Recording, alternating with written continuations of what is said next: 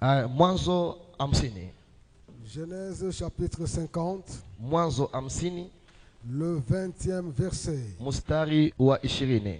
Genèse 50, le 20e verset. Mwanzo 50, 20. Vous aviez médité de me faire du mal. Muli tafakari kunitendea mabaya.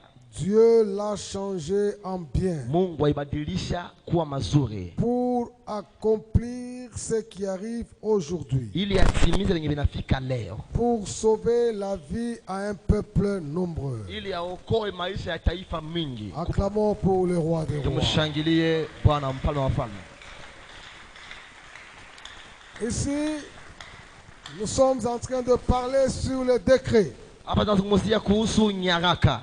Ce ne sont que des vocabulaires. Ni maneno tu. Il y en a qui veulent qu'on ne parle pas de malédiction. Kuna wengine hawapendi tuzungumzie juu ya laana. Ils disent que Dieu ne peut pas maudire les gens. Sasa Mungu hawezi lainia watu. Nous avons montré noir sur blanc combien de personnes Dieu a maudit. Tunaonyesha mara wazi wazi watu ngapi Mungu alilainia. Il a maudit Caïn. Alilainia Kaini. Il a maudit ceux qui ne donnent pas les dîmes et les offrandes. Alilainia wale ambao watoa wake cha 10 na sadaka. Si tu es là, tu ne donnes pas la dîme et l'offrande, tu es sous la malédiction. Uko hapa autoa wake cha 10 na sadaka uko chini ya laana. Tu es là, tu dis moi ma dîme, j'amène ça aux hôpitaux, à l'orphelinat, ma dîme, j'amène ça à la... Ça, ce n'est pas la dîme. Ukasema mie cha 10 yangu napelekeaga kwa hospital na kwa watu ambao wanaojiweza. Je l'amène à la prison pour nourrir les prisonniers. Ce n'est pas dîme. Ile haiko cha 10 ambayo napeleka kule kwenye gereza. La dîme, je donne ça aux orphelins, aux enfants de la rue. Ce n'est pas la dîme. Cha 10 yangu unaipatiaka mayatima na watoto barabarani. Ça c'est l'aumône. Tu parles bien français, tu connais français, tu ne sais pas distinguer entre la dîme, l'offrande et l'aumône. Ça c'est l'aumône. Unasemaka Kifaransa au kutofautisha cha 10, sadaka na zaka. Hiyo ni zaka. Ananias et Saphira étaient maudits, ils sont morts le même jour. Anania na Safira walaaniwaka wakakufa siku moja. Si nous voulons éviter la malédiction qui vient de Dieu, kama tunataka kuepuka laana kutoka kwa Mungu, éloignons-nous du péché. Tujitenge na dhambi. Marchons dans la volonté de Dieu. Et la bénédiction du Seigneur nous accompagnera. Na baraka ya Mungu itatutangulia. Aussi longtemps que tu demeures dans le mal, tu demeures dans le péché, il y a les choses qui ne vont pas marcher dans ta vie. Dieu aime les pécheurs, mais il hait le péché. Pendant que le péché est en toi, tu ne peux pas marcher avec Dieu. Que ce soit la malédiction de Satan, que ce soit la malédiction des hommes, que ce soit la malédiction héréditaire. Quand nous nous éloignons du péché, nous faisons des prières avec les offrandes des sacrifices, le ciel restera ouvert. Gloire au Seigneur. Pour ceux qui disent que moi je suis chrétien, je n'ai rien à voir avec des malédictions. Je vous ai dit, à chaque malédiction, il y a un démon attaché pour l'exécuter. La Bible déclare, lorsque l'esprit impur est chassé, il va errer, il rentrera, voir là où il est sorti. S'il trouve une porte, il ne peut pas entrer seul. Il va chercher cette puissance plus supérieure que lui. Et quand ils vont venir, l'état de la personne sera pire qu'avant. C'est pourquoi vous allez trouver quelqu'un qui se dit chrétien mais mauvais cœur. Quelqu'un qui se dit chrétien méchant. Quelqu'un qui se dit chrétien, il peut témoigner sur toi sans pitié et te faire écrouler. Dieu a dit, Ananias, pourquoi Satan a-t-il rempli ton cœur? Il y a des gens, leur cœur rempli de Satan. Que ton cœur soit rempli du Saint-Esprit. Que ton cœur soit rempli du Saint-Esprit. Quand quelqu'un a laissé une porte, mais les esprits vont entrer à lui. La Bible dit, C'est pas moi. C'est pas un païen, c'est un chrétien qui a laissé une porte. Le démon était déjà sorti, mais tu laisses la porte. Quand il va entrer, méchanceté sur méchanceté. Jésus a dit, celui qui m'a vu a vu le Père. Il y en a qui te diront, celui qui m'a vu a vu le diable.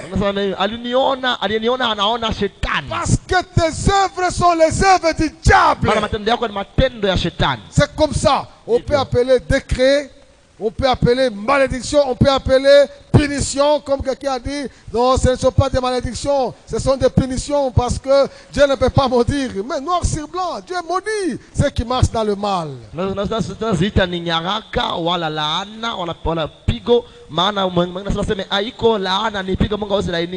Bible dit, maudit soit celui qui fait avec négligence l'œuvre du Seigneur. Donc la première personne qui a prononcé le mot malédiction dans la Bible, c'est Dieu lui-même.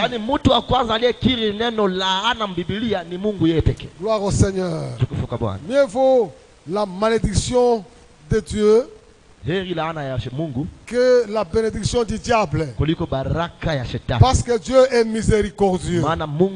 C'est pourquoi il a dit, si je ferme le ciel, si je donne aux sauterelles, si j'envoie la peste, si mon peuple, c'est qui est invoqué mon nom, s'humilie, prie, cherche ma face, se détourne de ses mauvaises voies, je l'exaucerai des cieux, je pardonnerai son péché et je guérirai son pays.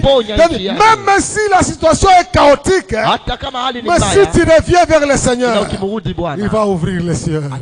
Que ton ciel soit resté ouvert, que ton ciel reste ouvert, que Dieu exauce tes prières, qu'il exauce tes prières, qu'il guérisse ton pays. Moi, je m'étonne quand on dit nous avons des prophètes dans cette ville de Bukavu. Qu'est-ce qu'ils font? La farine de maïs quitte la ville de Bukavu pour aller dans les villages. La farine de manioc quitte Bukavu pour aller dans les villages. Partout dans le monde, ce sont des villages qui nourrissent les grands centres. Partout c'est comme ça. Même au Burundi. On vous parlera Bujumbura rural, Bujumbura rural, Bujumbura la capitale. C'est le Bujumbura rural qui fournit la nourriture au Bujumbura la capitale. Même si vous allez au Rwanda, à Kigali, il y a Byumba, il y a Mutara, il y a Kibungo, il y a Nyagatare, il y a des villages qui nourrissent les centres-villes. Mais ici chez nous, c'est les centres-villes, la farine de maïs quitte ici pour aller au village. La farine de manioc quitte ici pour aller. Mais nous avons des prophètes. Ces prophètes doivent savoir qu'est-ce qui se passe dans nos villages. Pourquoi la terre ne produit pas? Ils peuvent se réunir, aller dans les villages, faire des prières, des déclarations pour que Dieu fertilise nos terres. Les prophètes sont là, à la télévision, à la radio, habillés en costume, diviser les familles, diviser les foyers, faire des prières prophétiques, des cadences prophétiques, des marches prophétiques, des veillées prophétiques, des chansons prophétiques, des mensonges prophétiques. Et nos villages souffrent. Je vais amener le prophète dans les villages pour aller faire des prières. Dieu doit guérir nos terres. Dieu doit guérir notre sang. Dieu doit fertiliser. Ce qui est impossible aux hommes, à Dieu, tout est possible.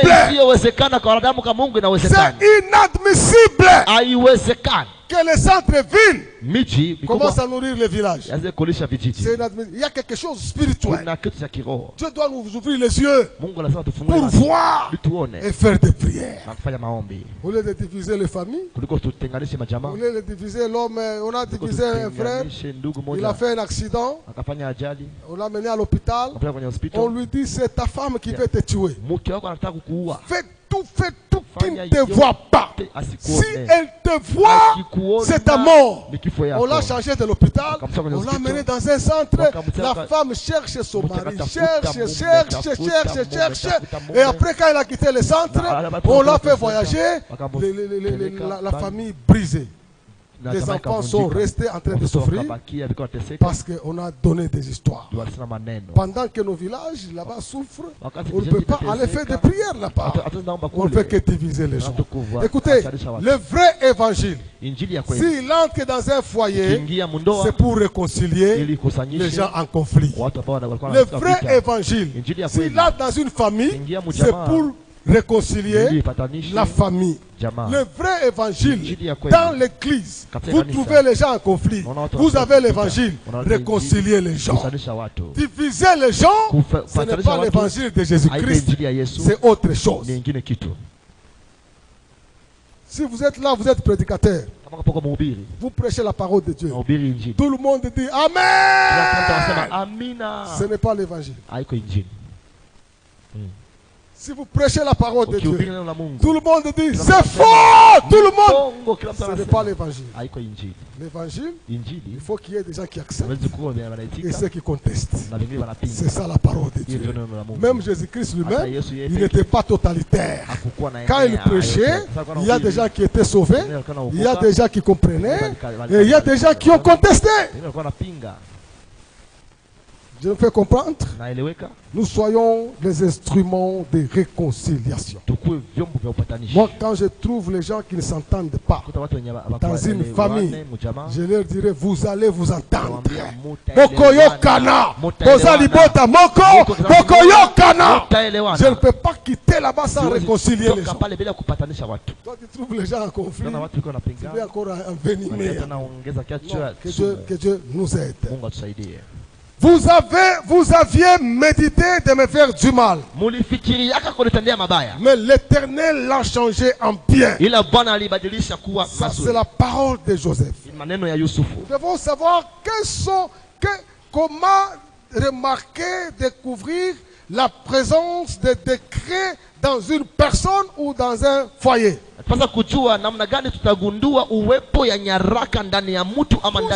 que dans cette famille, dans cet homme, il y a des décrets. Il y a l'échec dans le mariage. Beaucoup de gens ont échoué dans le mariage. Le diable connaît l'importance du mariage. Si le mariage a réussi, l'église aussi réussit. Si le mariage a réussi, le pays aussi réussira. C'est pourquoi le diable, il attaque le mariage avec une haine accentuée. L'échec dans le mariage, c'est la présence de la malédiction. C'est la présence des décrets. Il y a des gens qui ont échoué dans leur mariage. Ils se sont séparés. Et il y en a qui ont échoué. Ils ne se sont pas séparés. Ils sont ensemble en train de partager des aventures. Mais ils ont déjà échoué. Que la grâce de Dieu localise ton mariage. Ton mariage n'échouera jamais. Ton mariage réussira. L'échec commence dès le début. Tu as un fiancé. Tu as une fiancée. Tu découvres déjà des problèmes. Une fiancée qui ne fait que te mentir. Tu la vois dans le taxi passer. Et tu l'appelles. Martine, tu es où? Il dit, je suis à la brasserie. Et toi, tu la vois ici en train de partir dans le taxi. Mais tu es déjà fiancé. Et tu es mensonge. Mais comme tu es déjà engagé, tu dis, non, je vais seulement me marier. J'ai un garçon très compliqué qui avait 23 copines. Il reste une copine pour totaliser 24 vieillards de l'Apocalypse. Tu le vois avec des yeux, tu le constates, mais tu acceptes d'entrer dans le mariage. Et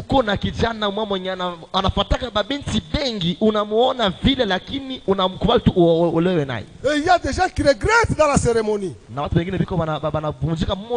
sœur est là à Lushungi, le frère est là. Les gens sont dans la joie. Oh! Aïe, aïe. Le frère, il regrette. Il dit, pourquoi je suis arrivé à ce niveau? Cette fille me trompe beaucoup. Vous êtes dans la joie. Vous ne savez pas ce qui se passe dans le cœur. Donc, l'échec est déjà annoncé. Vaut mieux briser le fiançailles que briser le mariage. L'échec dans le mariage. La présence de décrets, de malédiction. La pauvreté, une pauvreté à excès, c'est la présence de décrets. Un pauvre, même si vous mettez $10,000 dans ses mains, il suffit quelques mois seulement, il vous dira que je n'ai rien. Son problème, ce n'est pas l'argent. Son problème, c'est la pauvreté. Une maman pleure beaucoup pour son fils. Elle n'a que des filles et un seul garçon. Et ce garçon, il connaît que sa maman l'aime. C'est une femme riche. Il dit, passez parler avec mon fils. Elle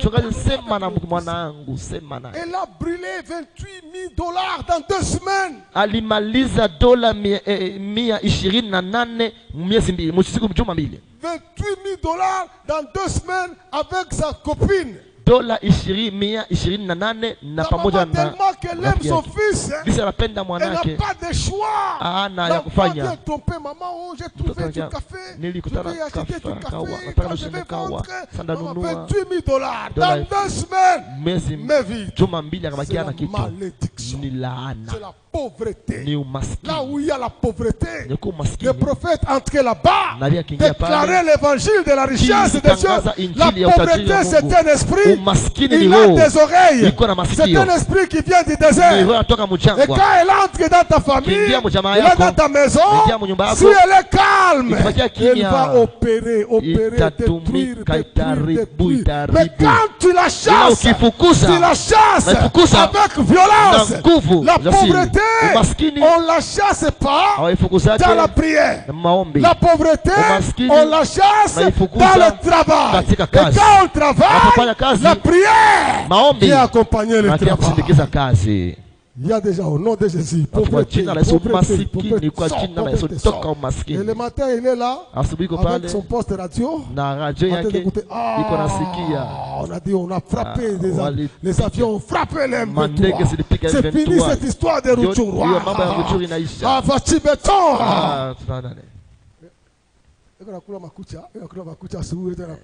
Et il se coupe les ongles. Pauvreté, donc la pauvreté va habiter dans ta maison.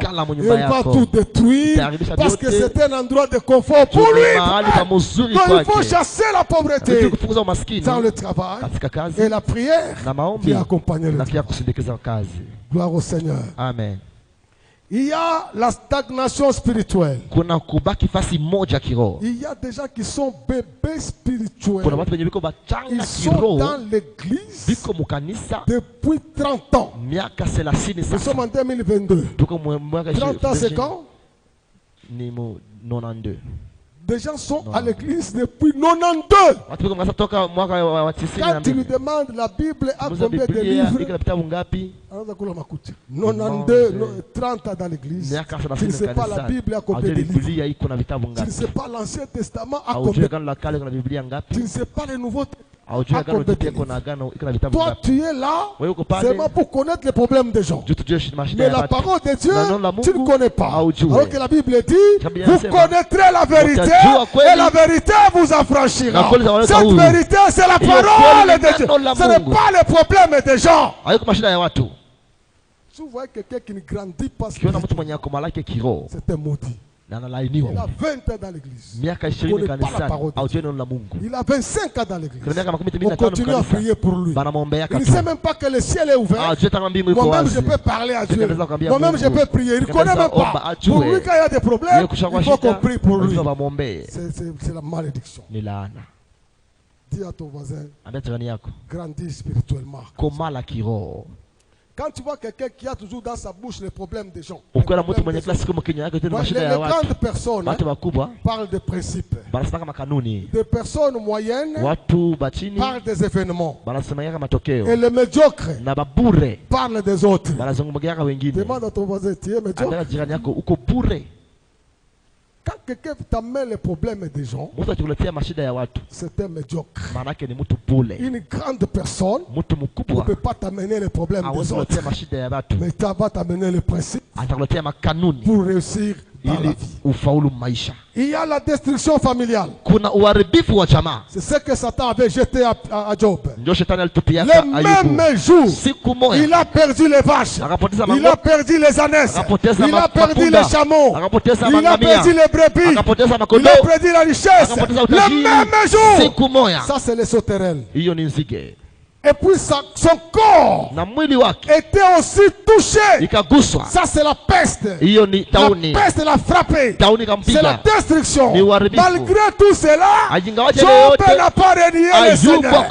Il a dit, Dieu a donné, Dieu a repris, gloire soit rendue au Seigneur. Et après cette étape, Job était restauré. Notre Dieu, c'est un Dieu de restauration. Tout ce que tu as perdu, Dieu restaure ta vie. Que Dieu restaure ton foyer. Que Dieu restaure ta famille. Que Dieu restaure ton travail. Même si les gens ne croient pas à la restauration, moi, je crois à la restauration. Dieu va te restaurer. Dieu va te restaurer. Même si tu as le problème dans ton foyer, Dieu va te restaurer. Dieu va te restaurer. Quand tu as des problèmes, les gens vont souhaiter que tout s'arrête. Ils vont souhaiter que ça s'empire. Ils ne peuvent même pas te donner une possibilité de la restauration. Mais notre Dieu a ouvert les ciels, a ouvert la porte. La restauration est possible. La restauration de la vie spirituelle est possible. La restauration dans le business est possible. Tout est possible. À celui qui croit. La destruction familiale. Il y a la déception. La déception. Les gens sont déçus. Ils sont déçus de la vie. Ils sont déçus des relations. Tu es surpris. Ne soyez pas surpris. Parce que Satan ne peut jamais te décevoir. Tu ne peux jamais dire, Satan, tu m'as déçu. Satan, tu m'as déçu. Il ne peut pas te décevoir. Parce que Satan, c'est ton ennemi. Tu sais déjà que c'est un ennemi. Tout ce qu'il fait, c'est pour nuire. Mais celui qui va te décevoir, c'est ton ami. Comme David a dit, il dit, c'est toi. Si c'était l'ennemi, je n'allais pas ouvrir la porte. Si c'était l'ennemi, j'allais comprendre. Mais c'est toi, mon proche. Avec toi, on partait dans la maison de l'Éternel. Dans la déception, c'est pour les proches. Pour les gens peuvent te décevoir. Mais Dieu ne te décevra jamais. Chaque fois quand les villageois venaient, c'est dans ta maison, c'est dans ta famille qu'ils venaient. Quand ils venaient du village, c'est tes parents qui les recevaient. Maman préparait un gros foufou. C'est l'enfant des tantes. Et quand ces villageois arrivent là après, ils commencent à vous ensorceler. Ils commencent à jeter des sorts. Et ça, c'est l'histoire qui s'est passée avec les parents. Toi aussi, tu as grandi. Tu donnes des habits aux gens. Facilement, tu peux vider le garde-robe. Tu donnes aux gens. Tu peux donner de l'argent. Tu peux aider les gens. Et les gens que tu as aidés, ils racontent des choses derrière toi.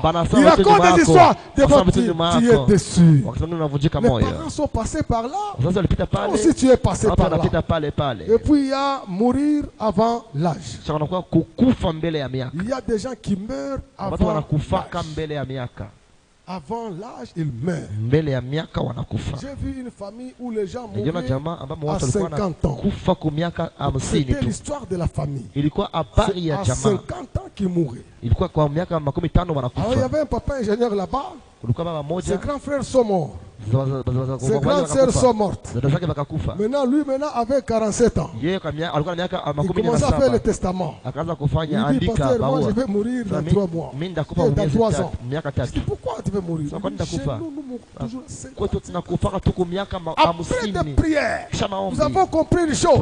Par révélation, son grand-père avait tué 50 personnes au village. Alors la malédiction des chiffres 50 entré dans cette famille. On était avec lui, c'était en 2006. Donc, il s'apprêtait pour mourir 2006, 2007, 2008. Dans 2009, lui serait déjà mort. Je lui dis, tu ne mourras pas. Ceux qui sont morts, ils ne comprenaient pas.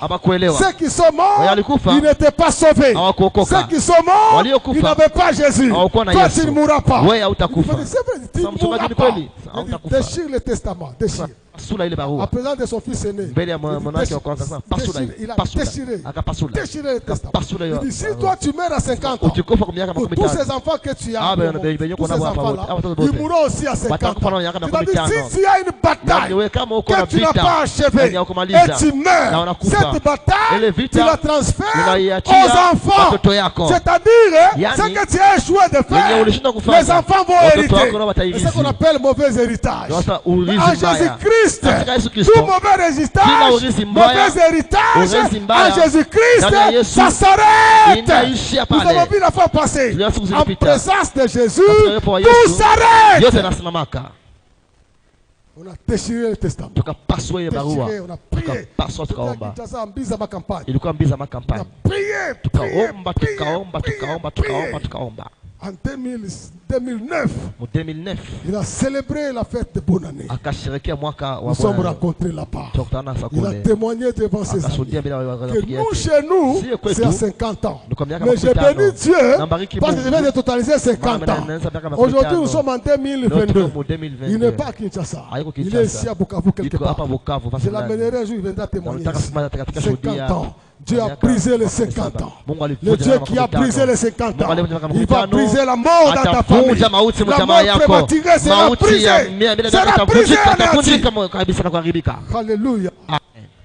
Tu sais, si tu permets à Satan de contrôler ta vie, il va contrôler ta destinée. C'est lui qui contrôle ta vie, il va contrôler ta destinée. Entrons dans Joseph. Joseph, dans son parcours, il avait des problèmes. Sa maman s'appelait Rachel. Rachel, c'était une adoratrice des idoles. Il adorait les idoles avec son père Laban. C'est pourquoi le jour qu'il devait quitter son père, il a volé les idoles de son père pour aller les adorer, les servir dans son foyer. Là-bas où il est resté, il a constaté que ce Dieu était volé. Son Dieu était volé. Il y a le Dieu qu'on peut voler. Mais notre Dieu, personne ne peut le voler. Matin, midi, soir, il est avec toi. Dans le bonheur, il est avec toi. Dans le malheur, il est avec toi pour te délivrer. Pour te délivrer. Pour te délivrer. Mais le Dieu de là-bas, Rachel avait volé. Laban les a poursuivis. Il les a atteints en route. Il dit, Jacob, pourquoi tu es parti avec mes filles sans m'informer? Et pourquoi tu as volé mes dieux? Dis, moi je n'ai pas volé. Oui. À ta sortie, mes dieux sont perdus. Moi je n'ai pas volé. Jacob a déclaré. Que périsse tout celui auprès desquels tu vas être Dieu. Et Jacob ne savait pas que Rachel, sa femme, avait volé le Dieu de son père. Mais il a déclaré, il a prononcé. Et quand il a prononcé, la malédiction de la mort avait pillé Rachel. Le décret de la mort avait habillé Rachel. Et arrivé à quelques mètres de Bethléem, comme Rachel était grosse, elle commençait à mourir. Et elle est morte parce que son mari a prononcé, il a déclaré le décret de mort, la malédiction de la mort. Je viens annoncer ce soir, si la malédiction de la mort était déclarée dans ta vie, dans ta famille, Dieu va l'enlever au nom de Jésus. Elle est morte à quelques mètres de Bethléem. Joseph était encore tout petit. C'est Benjamin qui était né. Pour sa mère, adoratrice des idoles. Et dans des familles où les gens ont adoré les idoles, dans des familles où les grands-pères jouaient au tam-tam chez les Moamis, c'est lui qui jouait au tam-tam chez les Moamis. Il mettait des plumes de poule là-bas, de la poudre blanche, une jupe, et danser, adorer, danser chez les Moamis, c'est le féticheur, c'est adorer les démons. Donc elle a fait entrer les démons dans la famille. Les enfants qui sont nés de telles familles, ils ne réussissent pas souvent dans la vie. Ils ont beaucoup de problèmes. Toi tu connais l'histoire de ta famille, qu'on a adoré les idoles, qu'on a joué chez les féticheurs. Tu n'as pas le temps de jouer, tu n'as pas le temps de laisser la porte ouverte, tu n'as pas le temps de te distraire. Si on a des problèmes ordinaires, on fait des prières ordinaires. Si on a des problèmes extraordinaires, on fait des prières extraordinaires. Maintenant Joseph était victime de l'idolâtrie de sa mère. Il a beaucoup souffert. Il a beaucoup souffert. D'abord, il était aimé par son père Jacob, parce que tous les enfants avaient leur mère, mais Joseph était orphelin de mère. Alors Jacob s'est consolé de sa femme qui était morte à partir de Joseph et Benjamin. Il lui a acheté une tunique multicolore. C'est la tunique d'amour. Parce qu'il a aimé son fils, il a donné une tunique multicolore. Ça c'est la tunique de son père. Et ses frères le prenaient avec haine. Vous savez, moi je n'aime pas les gens qui se réjouissent quand un chrétien tombe. Quand un chrétien tombe, c'est nous qui avons perdu. Ça profite à Satan. Ça ne profite pas à nous. Ça ne profite pas à l'église. Et quand un chrétien tombe, nous devons pleurer, demander la grâce de Dieu, la faveur de Dieu sur lui pour qu'il revienne.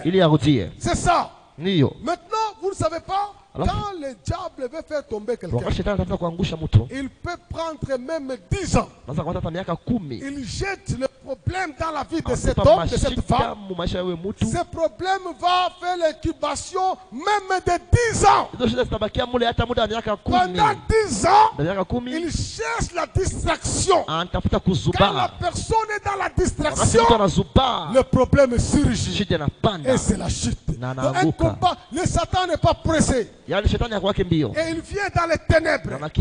Faites attention avec l'ennemi qui te voit et toi tu ne le vois pas. Dans le principe de guerre, il faut que toi tu vois l'ennemi, mais que l'ennemi ne te voit pas. Si l'ennemi te voit et toi tu ne le vois pas, c'est très dangereux, c'est très risquant.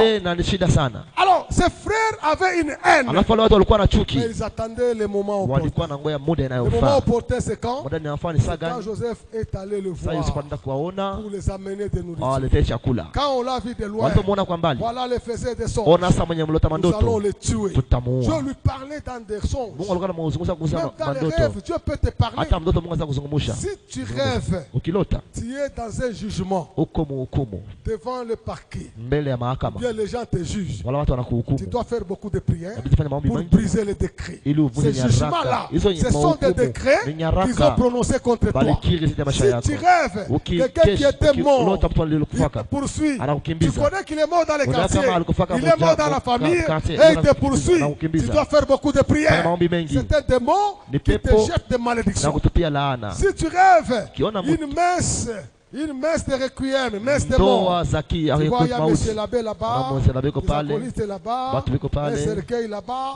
Il faut briser l'esprit de mort. Il faut commencer à briser l'esprit de mort. Même ces prêtres-là, ce n'est pas C'est un démon.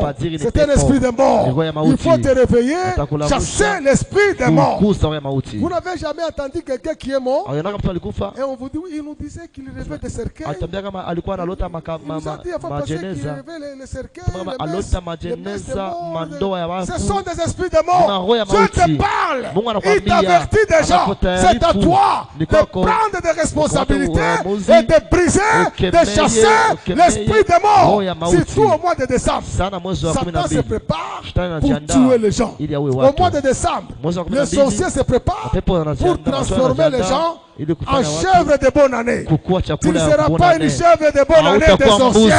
Tu ne seras pas transformé en chèvre de bonne année. Ta vie n'est pas à vendre. Tu n'es pas candidat à la mort. Toi tu vivras même le 31 décembre. Tu seras ici pour louer et glorifier le Seigneur. Il faisait des songes. On a pris Joseph. On a pris sa tunique, on a mis dans le sang, on a présenté à Jacob. Voilà ton fils que tu aimes, il est mort. Un animal l'a tué, il l'a dévoré. Et voici le sang. Jacob ne pouvait pas détecter les mensonges de ses enfants, parce que c'était une famille de menteurs. Lui-même Jacob c'était un menteur. Il a menti même à son père. C'est moi Esaü, c'est moi Esaü. Papa dit, je vois la peau, c'est la peau de mon fils Esaü. Mais la voix, il dit, c'est moi, il avait menti. Lui, quand il mentit, d'abord son père aussi était menteur. Isaac aussi, il avait menti. Il est allé avec sa femme. Il a dit, ce n'est pas ma femme, c'est ma soeur. Il avait menti. Et ce mensonge, il a hérité de son père Abraham. Abraham aussi avait menti. Avec Sarah, à Guérar. Il dit, ce n'est pas ma femme à l'Égypte, ce n'est pas à l'Égypte. Ce n'est pas ma femme, c'est ma soeur. Donc le mensonge est venu d'Abraham, d'Isaac, de Jacob. Maintenant ses fils ont perfectionné le mensonge. Il dit voilà, on l'a tué. Voilà la tunique. Jacob n'a pas compris que dans notre sang, c'est le sang des menteurs. Il n'a même pas compris. Il n'a pas eu de révélation. Il a commencé à pleurer. Il a pleuré. Il a dit on ne peut pas me consoler. Jusqu'à le jour de ma mort, personne ne peut pas me consoler. Il pleurait. Ce n'était pas la mort de Joseph. C'était la mort d'un animal. Il pleurait la mort d'un animal. Ceux qui vont pleurer, ils ne vont pas pleurer ta mort. Ils vont pleurer la mort d'un animal. Parce que toi, tu ne mourras pas. C'est l'animal qui va mourir. Toi, tu ne mourras pas.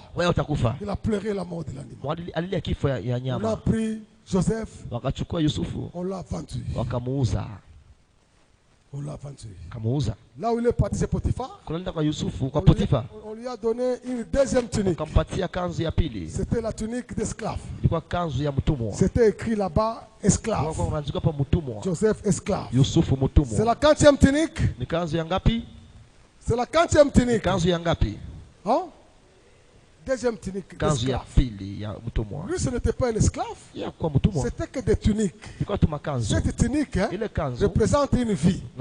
Les sorciers sont capables de prendre les vêtements de quelqu'un et de le mettre à un hôtel de sorcellerie et la personne est bloquée là où il est. Donc l'habit de quelqu'un représente sa vie. Là, en tant qu'esclave, il a travaillé en tant qu'esclave. Et quand il est entré, cette maison était bénie. Potiphar était béni. Ce magasin était béni. Ces fermes étaient bénies. Il a dit un jour, je reconnais que j'ai accueilli un homme de Dieu dans ma maison. Quand un homme de Dieu entre chez toi, il y a des signes que tu vas voir. S'il y avait tu auras des solutions. S'il y avait des conflits, tu auras la réconciliation. Parce que l'homme de Dieu est entré chez toi. Il a reconnu. Joseph est passé par des tribulations. Il est passé par des tentations. La femme de Potiphar l'a envié, voulait tomber avec lui dans le péché. Mais Joseph n'a pas accepté parce qu'il craignait Dieu. Comme il craignait Dieu, cette femme l'a enfermé en chambre. Tu vas coucher avec moi aujourd'hui. Joseph a sauté sur la fenêtre. Il est resté avec sa tunique. La tunique d'esclave. Il a commencé à crier. Quand il a crié, les travailleurs sont venus. Maman, c'est quoi? Joseph est entré pour me violer. Comme je suis géante, je l'ai écrasé. Mais il a fui. J'ai pris sa tunique. Qui peut dire que maman t'y a menti, c'est Joseph? Qui peut croire que c'est faux? Endroit où on appelle pièce à conviction. Même si tu as un avocat, il y a une pièce à conviction. L'ancien Pierrot, il maîtrise bien ce que je dis. Pièce à conviction. Un jour, on vous amène mes chaussures. On vous amène mes chaussures ici. Vous voyez le pasteur? On l'a arrêté à Nyamugo. C'est une prostituée. Et quand il a fui, nous avons amené les chaussures. Il a oublié les chaussures. Oui, effectivement. Et on le voyait avec les chaussures. Il venait avec ça à l'église. En tout cas, ça c'est vrai, ça c'est vrai. Et quelqu'un va dire, d'abord moi Dieu m'avait déjà parlé. Dieu m'avait déjà parlé. C'est ça avec Dieu m'avait déjà parlé. Et quand Dieu n'a pas parlé. C'est-à-dire, Satan avait tout mis en marche pour faire tomber Joseph. Mais Joseph était innocent. Pharaon lui dit, Potiphar lui dit, mon fils Joseph, je t'aime beaucoup. Est-ce que pourquoi tu voulais violer ma femme? Il dit non papa, on a menti sur moi. On a menti sur toi. Cette tunique c'est pour qui? Il dit c'est pour moi. Qu'est-ce qu'elle est allée chercher dans ma chambre? Frère, ataka maonyo na yaka kusema. Même si tu ne parles pas, parce que bitu yote biko wazi. Utasema nini? Qu'est-ce que tu vas dire? Moi yako ndio barakamata. C'est ton vêtement. Ton avocat wa namna gani? Ton avocat va tomber. Mais nous avons un avocat. Si elle est au trône de Dieu, le Seigneur Jésus-Christ. Quand nous échouons de parler, lui va parler pour nous. Même quand nos avocats tombent, lui va nous défendre. Que Dieu entre dans ta cause, Jésus entre dans ton problème, qu'il puisse te défendre. Là où tu ne sais pas parler, lui va parler pour toi. Il s'est retrouvé innocent en prison. Il y a des innocents en prison et des voleurs en liberté. Là en prison, il était innocent. Mais en prison, la grâce de Dieu était sur lui. Là, on lui a donné une tunique de prisonnier. C'est 40e tunique. C'est 40e de prisonnier. Et on est là-bas prisonnier. La grâce de Dieu était sur lui. Il est devenu chef de prisonnier. Partout il va, il est chef. Même si tu as des problèmes, dans ton problème là, tu verras la main de l'Éternel. Même si tu es dans le désert, la manne va tomber, la caille va tomber. Mais si ton problème est très compliqué, il n'a même pas la main de Dieu. Malédiction. Ministère de malédiction. M en sigle. Joseph avait quel don? Joseph avait quel don?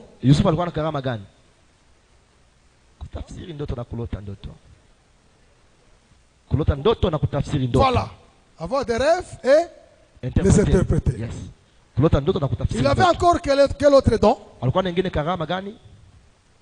Il avait de compassion. Il ne pouvait pas voir des gens avec des problèmes et il s'enferme lui-même. Quand il voit des gens en problème, il s'approche des gens. C'est quoi? Et comme il était chef de prison, c'était dans la prison du roi.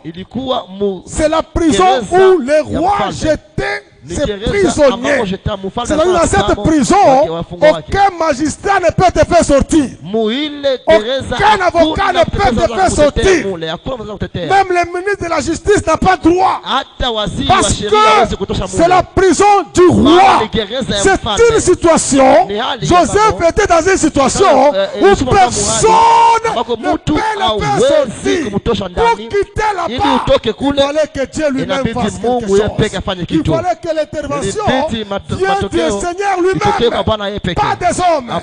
Ton secours ne viendra pas des hommes, mais viendra de l'Éternel. Je lève les yeux vers les montagnes. D'où me viendra le secours?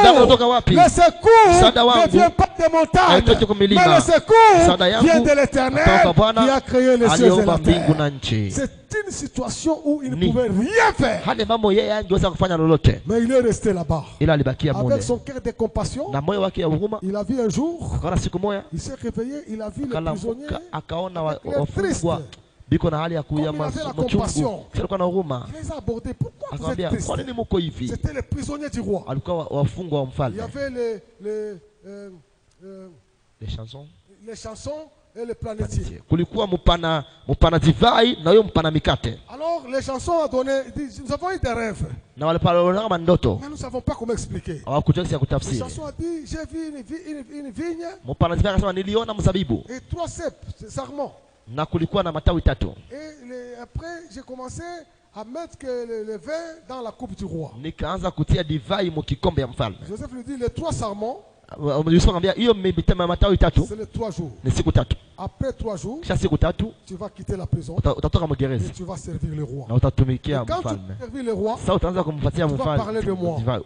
Il y a un innocent là. Orphelin, il a pour lui. Personne ne peut plaider pour lui. Et les chansons sont sorties. Il a oublié. Lorsque les gens t'oublient, l'Éternel se souviendra de toi.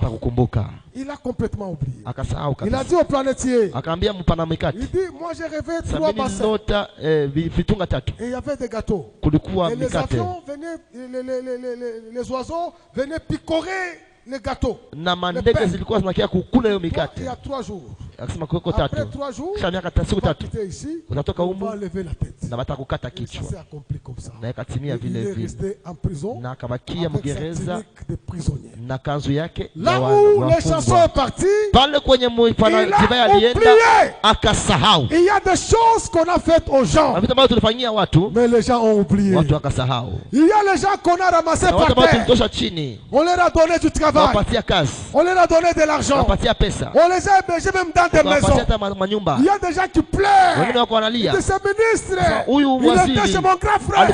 Il mangeait chez mon grand frère. Il nous a oubliés. Ça, c'est la nature des hommes. C'est oublier les bienfaits.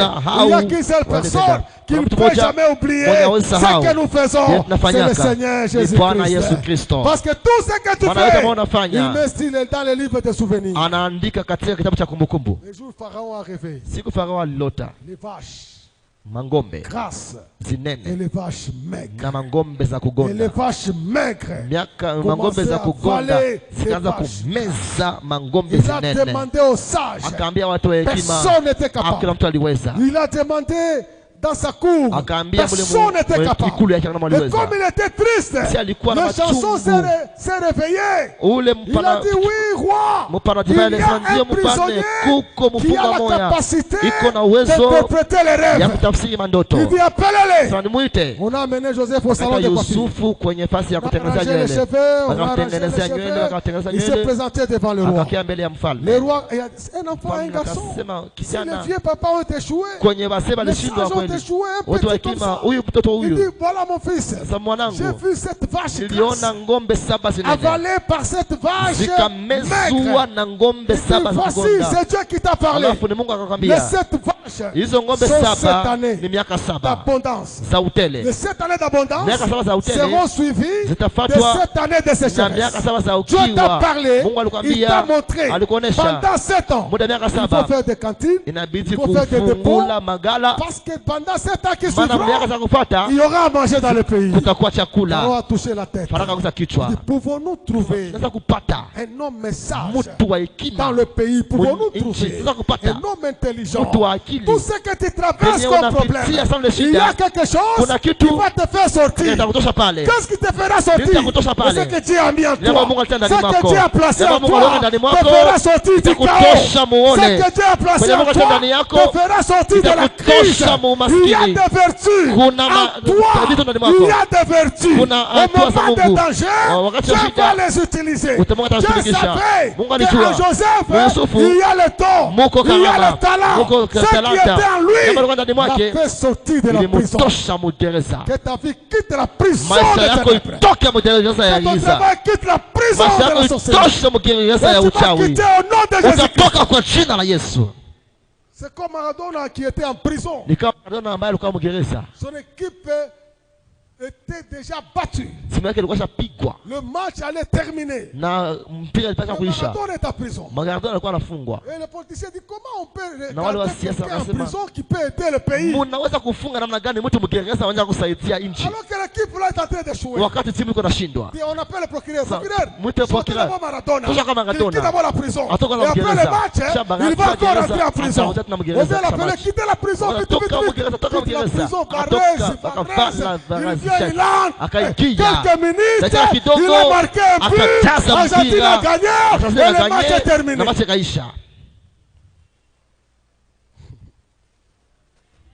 Il y a des choses que Dieu a placées en toi. En Joseph, il y avait des choses. Ce que Dieu a mis en lui, ça l'a fait sortir de la prison. Il avait le don. Il avait les capacités. Là où les autres ont échoué, lui il a réussi et il a quitté la prison. Et Joseph, Pharaon dit, tu es élevé. Il lui a donné l'anneau. Il lui a donné une tunique. C'est la 4e tunique. C'est la 4e tunique. La 4e tunique, c'est la tunique de grandeur. C'est la tunique de gloire. C'est la tunique d'honneur. C'est la vie de succès. C'est la tunique de la suprématie. C'est la tunique de premier ministre. Que toutes les mauvaises tuniques soient déchirées au nom de Jésus. Que la tunique d'esclave soit déchirée. Que tu n'es pas esclave. Que la tunique de prisonnier soit déchirée. Tu n'es pas prisonnier. Que la tunique de gloire, la tunique de grandeur, la tunique de succès entre dans ta vie.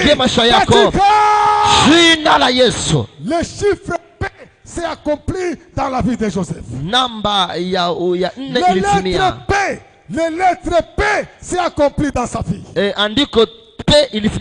Il avait la tunique de son père. C'est le 4e P. C'est 4e P. C'est quand on l'a jeté dans le puits. C'est 4e P. Il est devenu prisonnier. Il est devenu esclave chez Potiphar. C'est 4e P. Il s'est retrouvé en prison. P, c'est 4e P. Et il est devenu premier ministre. 4e P. Que la lettre P s'accomplisse dans ta vie. La lettre P de pouvoir. Le P c'est la puissance. Le P c'est le pouvoir. S'accomplit dans ta vie. Potiphar, c'était un simple officier. Potifa alikuwa tu kiongozi wa jeshi. Il était le chef de garde du roi. Alikuwa kiongozi wa walinzi wa Il mfalme. était officier, chef de garde du roi. Alikuwa kiongozi wa walinzi wa mfalme. Il a jeté Joseph en prison. Akafunga Yusufu kwa gerezani. Maintenant Joseph est devenu premier Sasa ministre. Yusufu akakuwa waziri mkubwa. Et Potiphar est resté toujours officier. Akabaki tu kiongozi wa Et la jeshi. Bible déclare, Biblia inasema, partout Joseph est passé, tout le monde se mettait à genoux. alikuwa anapiga magoti. Quand tout le monde se mettait à genoux, même Potiphar, Hata lui Yusufu, aussi quand Joseph passait, il se jetait à genoux. Dans son cœur, je l'ai jeté en prison. Mais il est devenu premier ministre. Tu vas dominer sur tes ennemis. Tu vas dominer sur les méchants. Tu vas dominer sur les mauvaises personnes. Ceux qui ont parlé contre toi, tu vas dominer assurer. Tu vas dominer sur eux. Tu vas dominer celui qui t'a critiqué. Tu vas dominer sur lui. Celui qui a comploté. Tu vas dominer sur lui. Celui qui t'a fait tomber. Tu vas dominer sur lui. Celui qui t'a chassé. Tu vas dominer sur lui. Celui qui t'a injurié. Tu vas dominer sur lui. Celui qui t'a propagé. Tu vas dominer. Tu vas dominer. Tu vas dominer. Il y a quelqu'un ici qui va dominer. 2023. Tu vas marcher sur l'ennemi. Tu vas marcher sur la sorcellerie. Tu vas marcher sur les méchants. Tu vas dominer. Sinon tutaomba, sois debout.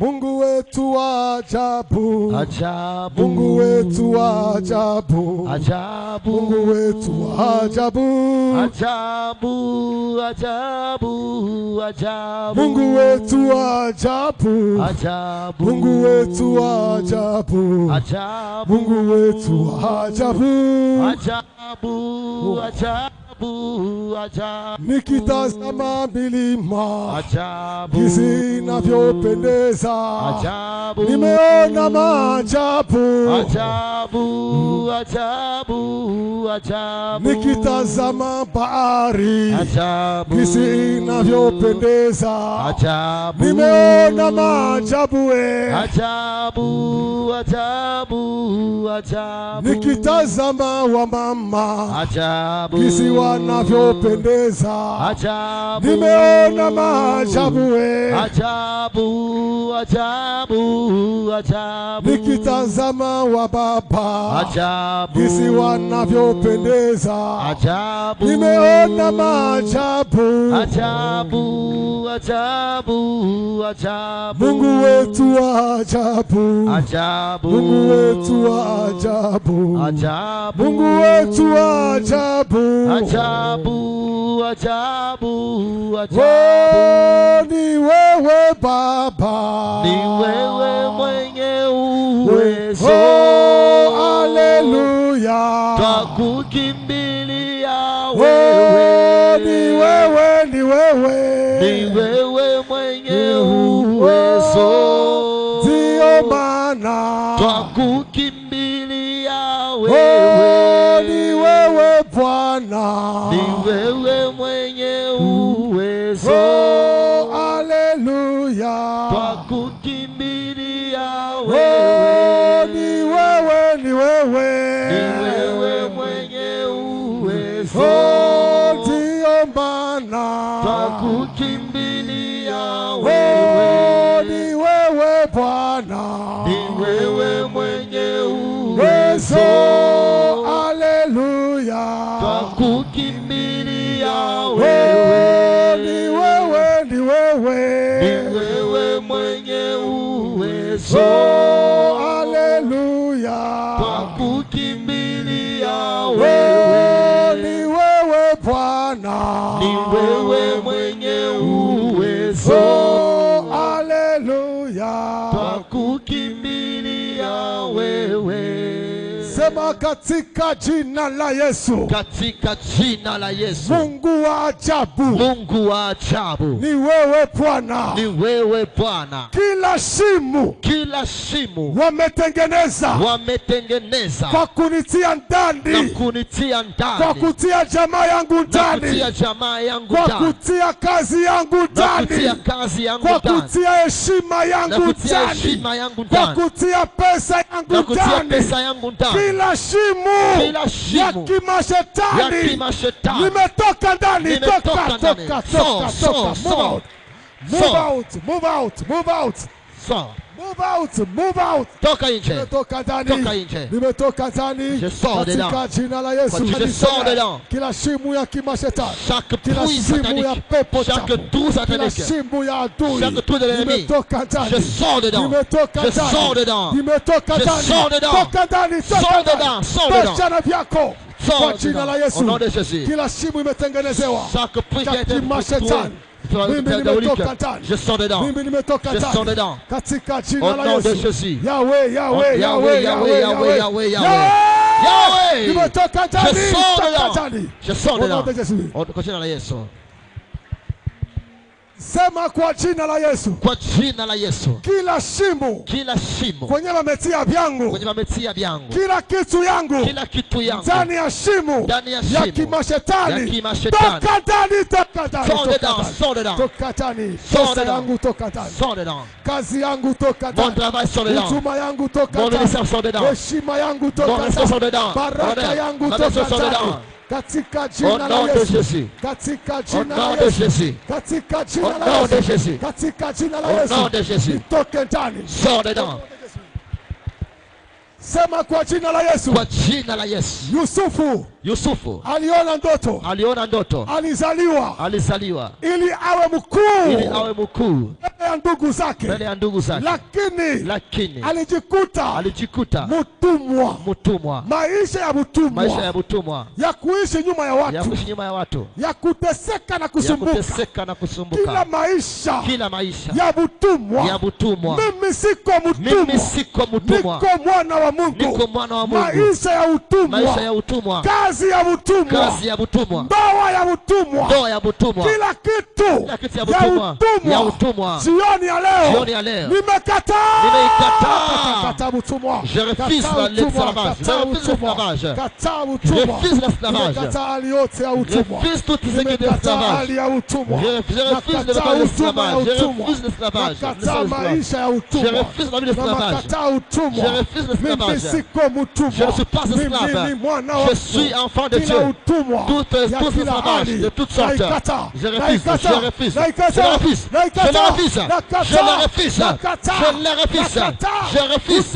L'esclavage, je refuse l'esclavage. Je ne peux pas être esclave. Au nom de Jésus, au nom de Jésus. Alléluia. Au nom de Jésus. Reste un peu assis. Est-ce que mtumwa anakulaka chakula yenye anataka kukula? Est-ce que l'esclave mange les aliments qu'il veut? Mtumwa anakulaka chenye anakuta kumeza. Ce qu'il trouve à la table. Kama unalamuka asubuhi, si tu te réveilles le matin, unaacha kukula chakula fulani. Tu as besoin de manger telle nourriture. Unashindwa uwezo ya kukula. Mais tu es incapable de les manger. Unakula chenye upende kukula. Tu manges ce que tu ne peux pas manger. Kemea utumwa. Chasse l'esclavage. Kemea utumwa. Chasse l'esclavage. Kemea utumwa. Résiste à l'esclavage. Insiste. Résiste, Kazia. Kemea. Chasse. Kemea. Chasse. Alléluia, Seigneur. Asante Bwana. Merci Seigneur. Alléluia. Alléluia. Kakimia. Reste calme. Yusufu alijikuta ndani ya gereza. Joseph s'est retrouvé en prison. Unajua mtu mwenye kwa katika gereza? Vous savez, un prisonnier. Atatuma mafaire par invitation. Il peut-il envoyer des faire part d'invitation? Peut-il envoyer des faire part de mariage? Quelqu'un peut être dans la prison centrale. Puis il envoie des faire part. Vous voyez des mariages dans la prison. Dans ta famille, s'il y a des filles matures, des jeunes matures sans mariage, brise la prison de l'ennemi. Je n'ai jamais vu quelqu'un en prison en train d'envoyer des invitations. Il fera des mariages. Et ça, c'est une prison. La prison limite la vie de quelqu'un. Quelqu'un a des choses à faire. Mais il est limité. Si dans ta vie, il y a des limites. Kwa jina la Yesu. Chaque prison diabolique. Kila prison ya jamaa yangu jioni ya leo iwe prison ya pesa, iwe prison ya celibat, iwe prison ya chômage, kila prison vunjika.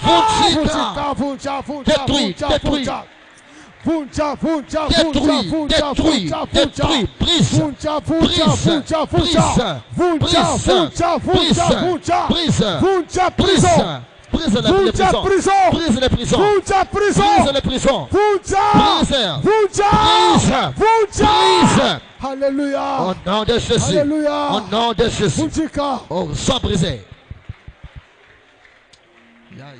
Kuna mara wewe hauko ndani ya prison. Peut-être que tu n'es pas emprisonné. Wewe hauko ndani ya prison. Tu n'es pas emprisonné. Mais familia yako. Mais ta famille iko en prison. Est en prison. Ndugu zako tes frères sont en prison. Dada zako. Tes sœurs. Vunja la prison. brise la prison. Détruis la prison. Je brise les portes de prison. Je brise.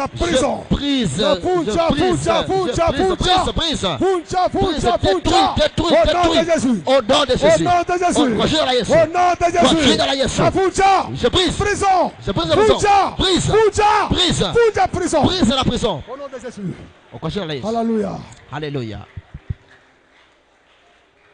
Kama minatoa point de prière, si je donne une intention de prière, utapaza sauti kubwa, tu vas dire à haute voix, utasema pasuka. Pasuka. Kila kanzo ya baesklave. Pasuka. Kila kanzo ya Potifar. Pasuka. Kila kanzo ya prison. Pasuka. Pasula. Détruis. Nenda kupasula kanzo ya Potifar. Déchire. Nenda kupasula kanzo ya prisonnier. La tunique Nenda des prisonniers. Je déchire la tunique des prisonniers. Nenda kupasula. La tunique démoniaque que je détruis. Je la déchire. Sois déchiré. Sois déchiré. Sois déchiré. Déchire. Kanzo ya prisonnier. Les tuniques des prisonniers. Les déchirés. Siko prisonnier. Siko esclave. Je ne suis pas esclave. Qu'il a décret. Au nom de Jésus. Au nom de Jésus. Au nom de Jésus. Alléluia. Alléluia. Alléluia. Alléluia. Yusufu alivunja décret. Joseph a brisé le décret. Décret ya ndugu zake. Le décret de ses frères Ilivunjika. a été brisé. Décret ya Potifar na mke wake. Le décret de Potifar et de sa femme était brisé. Sema kwa jina la Yesu. Kwa jina la Yesu. Kila décret ya kimashetani. Kila décret ya kimashetani. De la maison de mon père. De la maison de mon père. Ya ndugu zangu. De mes frères. Ya wachawi. Ya wachawi. Ya wadui. Ya wadui. Ya Potifar. Ya Potifar. Ya prison. Ya prison. Kila décret. Kila décret. Vunjika. Brise, sans briser. Qu'il a décret décret. Qu'il a décret décret à Potifar les décrets de Potifar sont brisés. Décret à Potifar les décrets de Potifar sont brisés. Vunjika. Brise. Kwa jina la Yesu. Détruit. Vunjika Au kwa nom jina de la Jésus. Yesu. Au nom de Jésus. Vunjika kwa jina la Yesu. Au nom de Jésus. Vunjika kwa jina la Au Yesu. nom de Jésus. Kwa jina la Au nom de Yesu. Jésus. Alléluia. Alléluia. Alléluia. Alléluia. Sema asante Bwana. Asante Bwana. Merci Seigneur. Merci Seigneur. Décrets zimeanguka. Les décrets sont tombés. Décrets Les zimebadilika. décrets sont déchangés. Siko tena Je ne mtumwa. suis plus esclave. Jioni ya leo. Ce soir. Seigneur. Nivalishe. Nivalishe. Na kanzo ya heshima. Kanzo ya heshima. Na kanzo ya gloire. Kanzo ya Na gloire. kanzo ya utukufu. Kanzo ya utukufu. Na kanzo ya honneur. Kanzo ya 2023. Nitaingia. Na kanzo mpya. Kanzo mpya. Nivalishe Bwana. Fais-moi porter. Fais-moi porter la face. Nivalishe kanzo ya heshima. La tunique de Nivalishe gloire. kanzo mpya Baba. La tunique de respect. La tunique d'honneur. Yahweh. Ozanzambe. Kwa jina la Yesu. Au nom de Jésus. Alléluia. Au nom de Jésus. Haleluya. Simama sikiza alikwambie. Laisse-moi te dire. Jioni ya leo. Ce soir. Mungu wa Yusufu. Que le Dieu de Joseph. Awe Mungu wako. Soit ton Dieu. Kama unaomba Mungu wa Abraham. Si tu pries le Dieu d'Abraham. Utazaa mtoto. Tu donneras enfantera. Ukiomba Mungu wa Abraham. Si tu pries le Dieu d'Abraham. Promesse ya Mungu. La promesse de Dieu. Va s'accomplir sur ta vie. Ukiomba Mungu wa Elia. Si tu pries le Dieu d'Élie. Moto itashuka mbinguni. Le feu descendra du ciel. Na kuteketeza adui zako. Et consumer tes ennemis. Ukiomba Mungu wa Yusufu. Si tu pries le Dieu de Joseph. Utadominer. Tu domineras. Utadominer. Tu vas dominer. Utadominer. Tu vas dominer. Utadominer. Tu vas dominer. Mungu anasema jioni ya leo. Tiens, laisse-moi ce soir. Sikia sauti ya Mungu. Écoute la voix de Dieu. Jioni ya leo. Ce soir. Mungu anakuambia. Dieu te dit. Anakutabiria. Il te prend. Utatoka hapa. Utadominer adui zako. Utadominer sorcellerie ya familia yako. utadomine mukazi yako, domineras dans ton quartier, utadomine mukazi, tu domineras dans ton travail. Laisse-moi te dire, mukazi yako, dans ton travail, piko mtu moya, il y a quelqu'un qui te combat kwa siri en secret na hadharani, et même ouvertement. wewe unajua fasi unatumikaka, là où tu travailles, il y a quelqu'un amekosesha qui te amani fait ya roho. manquer de pain. Jioni ya leo Ce soir, utamudomine, tu vas le dominer, tu vas le dominer, tu vas le dominer, tu vas le dominer. Ndani ya familia Dans yako ta famille, kuko mchawi il y a moya un sorcier anapiga qui kifua, te frappe à la poitrine. anasema hii jamaa Il dit dans cette wao famille, watoto ses enfants hawataenda mbali, n'iront jamais loin. hawatafanya kitu. Ils ne se Huyu feront rien. mchawi Mais ce jioni sorcier-là, ya ce leo soir, tu utamudomine, vas le dominer. Tu vas le utamudomine, dominer. utamudomine. Tu vas le dominer. Pokea nguvu ya domination, Reçois la force de domination. pokea puissance ya Reçois la puissance de domination, domination. pokea uwezo wa Reçois le pouvoir de domination domination. katika Au nom de Jésus. katika Au nom de